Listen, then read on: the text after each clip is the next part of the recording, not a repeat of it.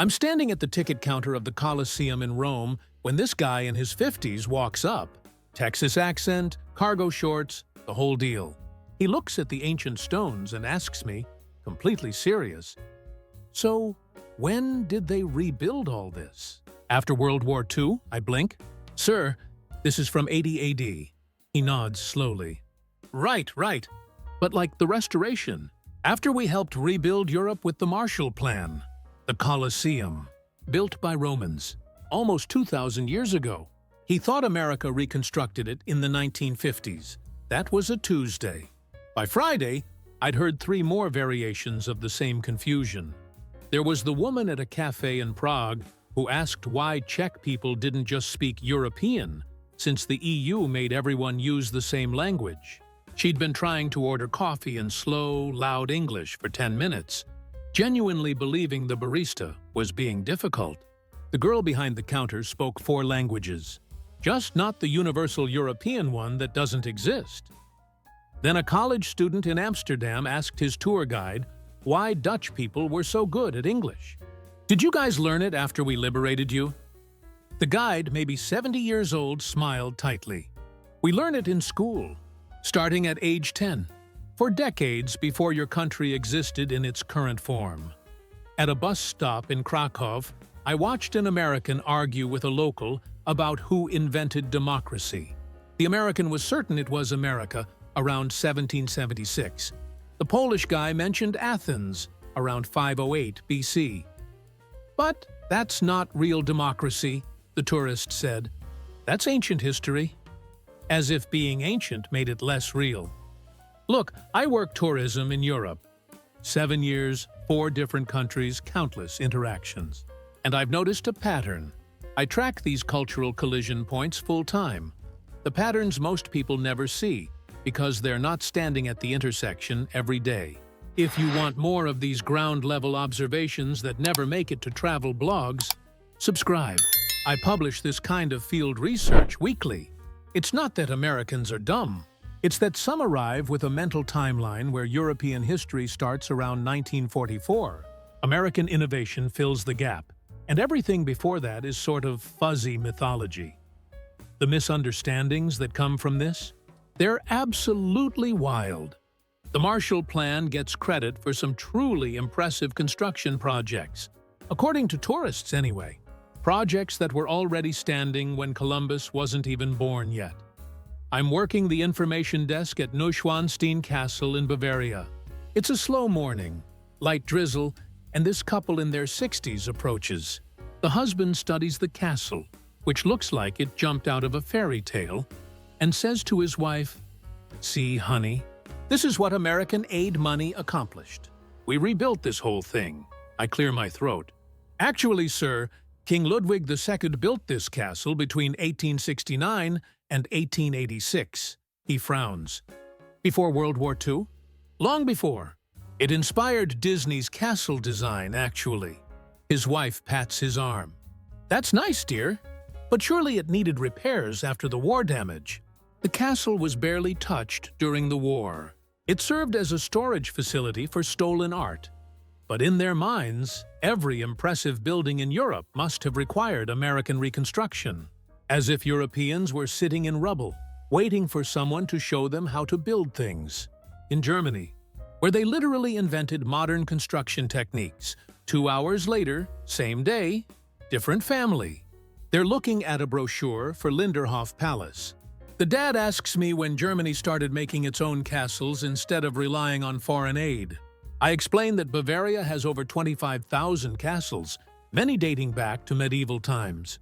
He looks skeptical. "That can't be right. That's more castles than we have McDonald's in Texas." "Exactly. Because one is a 1,000-year architectural tradition, and the other is a 70-year fast food chain." Up in Stockholm, my friend works at the Royal Palace. She told me about an American tourist who complimented Sweden on maintaining the palace so well after everything America did to help Europe recover. Sweden was neutral. During World War II, they didn't receive Marshall Plan aid. The palace was built starting in 1697. The tourist insisted Sweden must be misremembering their own history. The most detailed version of this confusion happened at a cafe in Brussels. I'm having coffee, minding my business, when I overhear two American businessmen at the next table. They're discussing the Grand Place, the stunning medieval square outside. One guy says, "You know, we really did an amazing job rebuilding this continent. Look at this craftsmanship." His colleague agrees. The Marshall Plan was probably the best investment America ever made. Gave these people their heritage back. Their heritage. The same heritage that existed for centuries. The Grand Place was built in the 1600s.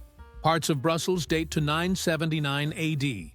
But sure, America gave them their heritage in 1948. A local sitting nearby can't help himself. He leans over, polite but firm. "Excuse me, gentlemen. The Grand Place was destroyed by French bombardment in 1695 and rebuilt by guilds over the next few years. America didn't exist yet, as a nation." The businessmen look confused. One asks, "But what about all the war damage?" "The buildings you see had minor damage in World War II. They were repaired, yes, but they were already 300 years old." The Americans nod slowly, clearly not convinced. As they leave, I hear one mutter, "I don't know, Bob. I think their tourism board is downplaying our contribution." Down in Florence, I met a tour guide who deals with this constantly. She said an American retiree once asked her when Italy got its act together, enough to build the Duomo. The cathedral took 140 years to complete, starting in 1296. It pioneered engineering techniques that influenced architecture worldwide. The tourists' response? "Okay, but when did you restore it to this condition? The 1950s? No matter how many times you explain that Renaissance literally means rebirth, that Europe had multiple golden ages before America existed. Some tourists can't shake the idea that modern Europe is essentially an American construction project. The guide told me her favorite response now is to smile and say, "We're very grateful for the Marshall Plan's help with post-war recovery. But we've been building impressive things here for about 3,000 years." Most tourists laugh and get it. Some still look doubtful. I'm working a summer job at a hostel in Copenhagen when a study abroad student checks in. Nice kid, maybe 20, graphic design major. He's filling out the registration form and pauses at the address line. "Hey, what do I put for country?" I point to the form. "Denmark," he looks up. "Right, but which country is Denmark in?" I blink. "Denmark is the country. You're in it." "Oh," long pause. "Is that near Holland?" "Copenhagen, capital of Denmark, one of the most visited Scandinavian cities." He thought it was a region inside another country, maybe part of a larger Scandinavia nation. I pulled up a map and showed him Denmark, Sweden, Norway, Finland, separate countries, different languages, governments, currencies, histories. He studied the map like I'd just revealed a conspiracy. "So Scandinavia isn't a country?" I confirmed it wasn't. "But you guys all look the same though, right?" That's when I showed him my Sri Lankan heritage and my colleague who's Turkish-Danish. Scandinavia is a geographic and cultural region, not a genetic stamp. 2 days later, his roommate arrived. American exchange student, studying engineering in Prague but taking a weekend trip to Copenhagen. She asked if Denmark uses euro money and seemed surprised when I said we use kroner. "But you're in Europe?" "Yes, not in the Eurozone. Different thing." She made me explain this 3 times, increasingly frustrated that European geography doesn't follow the rules she expected. Over in Budapest, my cousin works hotel reception. He said an American couple once asked for directions to Prague. "How far is that?" "About 525 kilometers, roughly 6 hours by car." Hours? I thought Prague was like a neighborhood here. They'd booked a Budapest hotel and planned to do day trips to Prague, Vienna, and maybe that Switzerland place. Eastern Europe, in their mental map, was roughly the size of Connecticut. My cousin pulled up a map and showed them the distances. Prague, 525 kilometers. Vienna, 214 kilometers. Switzerland, 900 plus kilometers depending on the city. The husband stared at the map and said, "Well, that's just poor planning on Europe's part. You should put these tourist spots closer together." The wife asked if they could just zip line between cities, since she'd heard Europe had good public transportation. She was thinking of trains, but somehow combined it with the zip lines in Costa Rica she'd visited. My cousin spent 20 minutes explaining rail systems, booking times, and why you can't just show up and hop between capital cities like they're subway stops. At a metro station in Prague, I watched an American argue with a ticket inspector. The tourist had a ticket for Zone 1 but had traveled through Zone 3. The inspector explained the fare difference, about 40 crowns, maybe $2. The American insisted that was unfair. "We don't have zones in New York. You just swipe and go anywhere." The inspector, patient, explained that Prague's system is different. Multiple zones, different pricing. The tourist got louder. "This is a scam. You're making up zones to charge tourists more." Other passengers are watching now. The inspector showed him the zone map, posted clearly at every station, color-coded, numbered, with prices listed in Czech and English. The American studied it and said, "Okay, but why don't you just make it one zone? That's what a normal country would do." The inspector, deadpan, replied, "Perhaps you can discuss this proposal at the next city council meeting. For now, 40 crowns, please." Down in Athens, a tour guide told me about an American family that asked if they were in Greek town yet. They were at the Acropolis of Athens, in Greece. The daughter, maybe 16, said she thought Greece was like a themed section of Europe, like Epcot.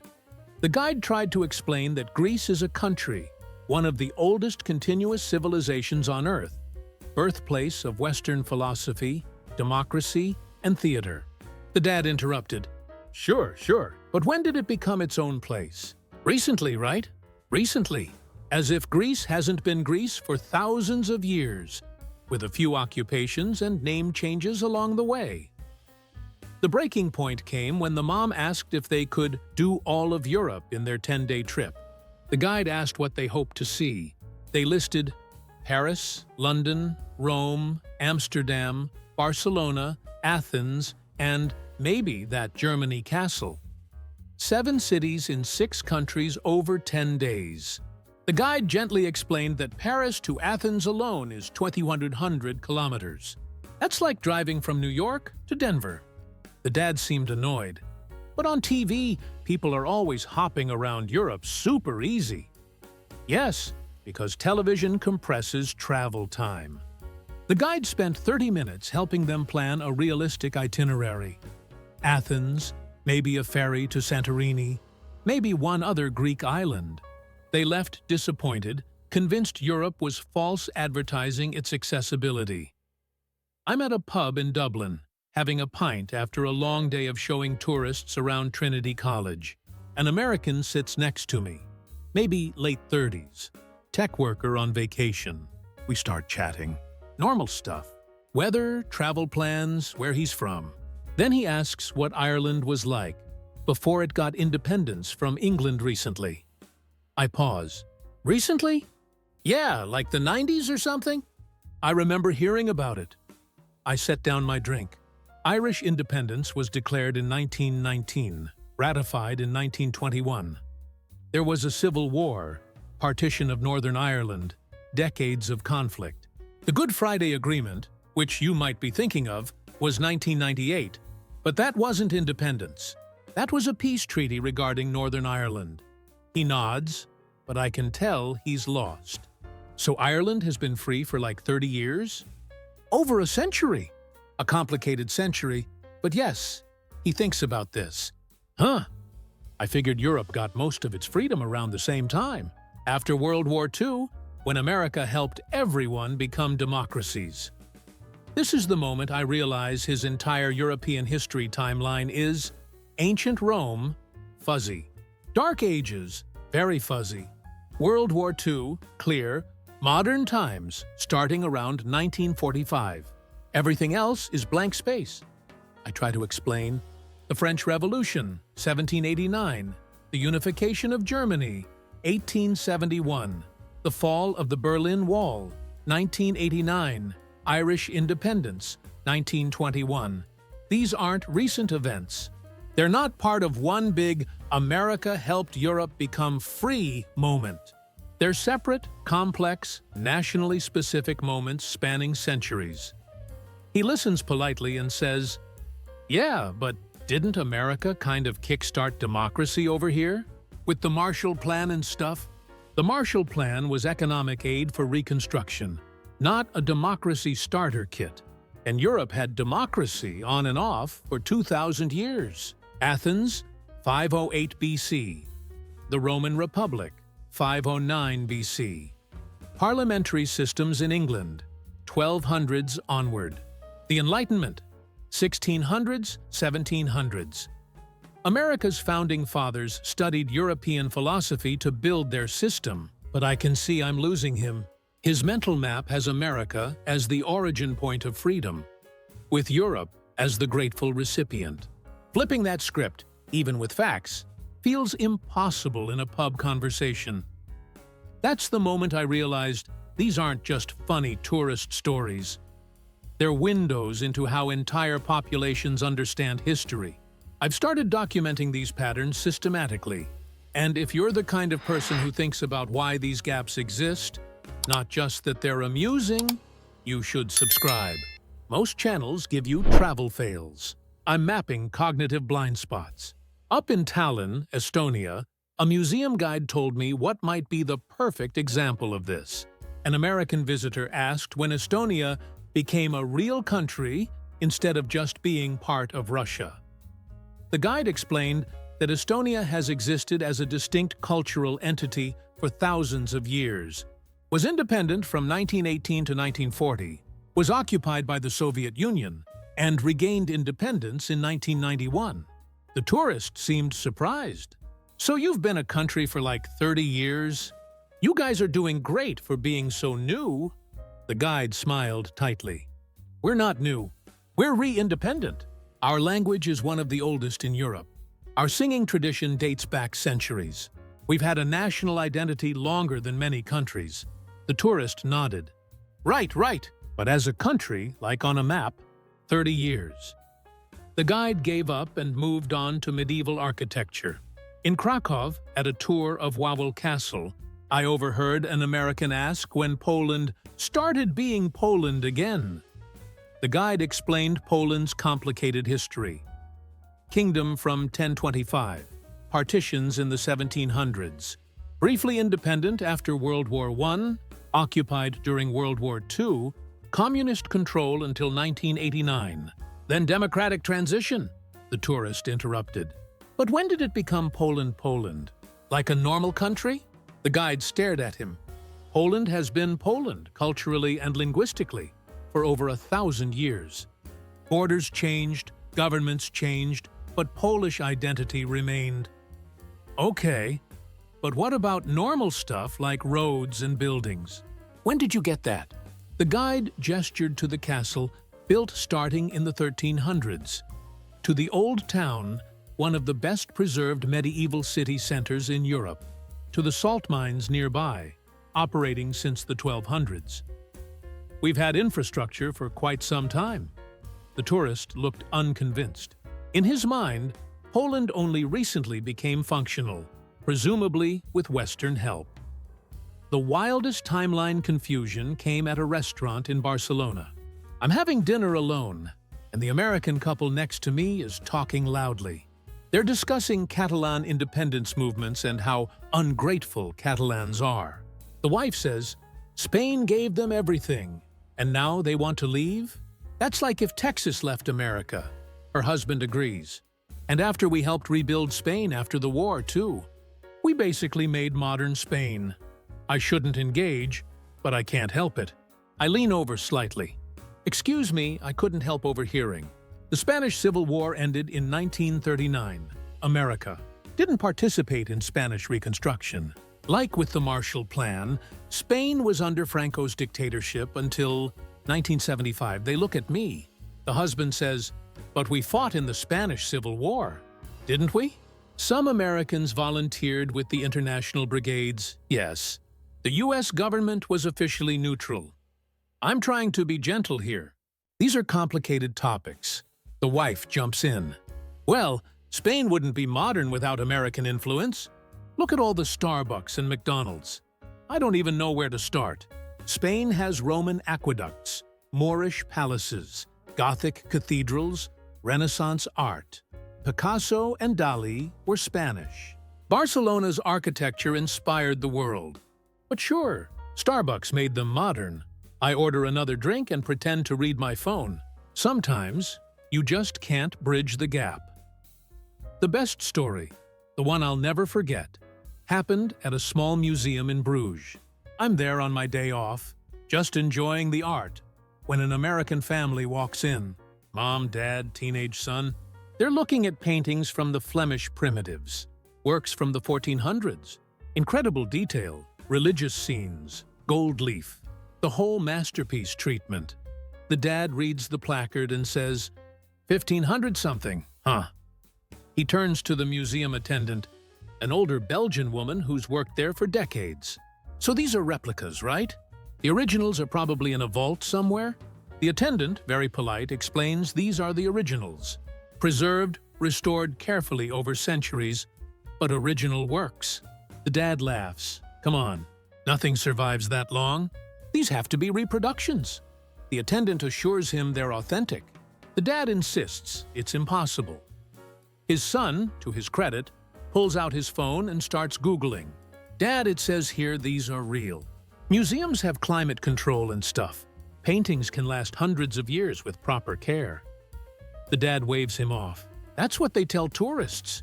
The attendant, patience wearing thin, asks what would convince him. The dad thinks and says, well, if they're really from the 1400s, why don't they look old and faded? Shouldn't they be all brown and crusty? The attendant explains restoration, varnish removal, conservation science. The paintings are maintained by experts. They do look old, if you know what to look for, but they're kept in stable conditions to prevent deterioration. The dad remains skeptical. I'm just saying it sounds like a racket. Charge people to see copies and say they're ancient. The mom tries to move on, but the dad's locked in now. He asks the attendant when America donated these paintings to Belgium. The attendant, confused, says America didn't donate them. They were painted by Flemish artists in Bruges 600 years ago and have been in Belgian collections ever since, aside from periods of war looting. The dad shakes his head. That doesn't make sense. How would Belgium even have master paintings if they weren't given to them? The attendant, channeling every ounce of professionalism, says, Sir, Flemish painters were among the most renowned in the world during the Renaissance. Bruges was a major cultural center. These works were created here. The family moves on, the dad still muttering about replica conspiracies.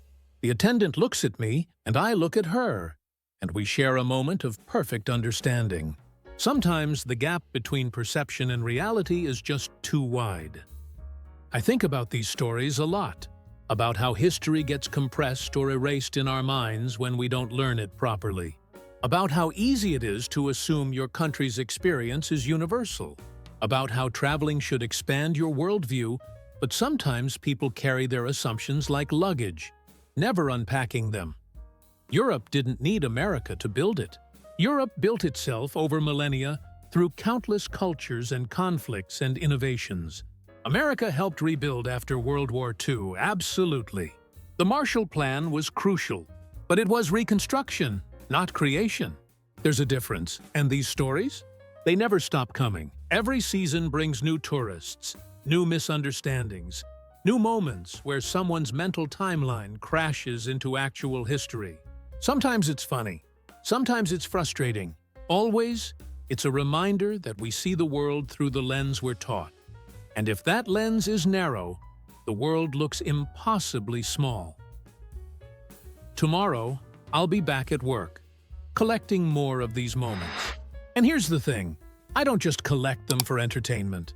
I analyze the patterns, trace the educational gaps, and map how perception shapes reality across cultures. If you've made it this far, you're not here for viral travel cringe. You're here because you want to understand the architecture behind the misunderstanding.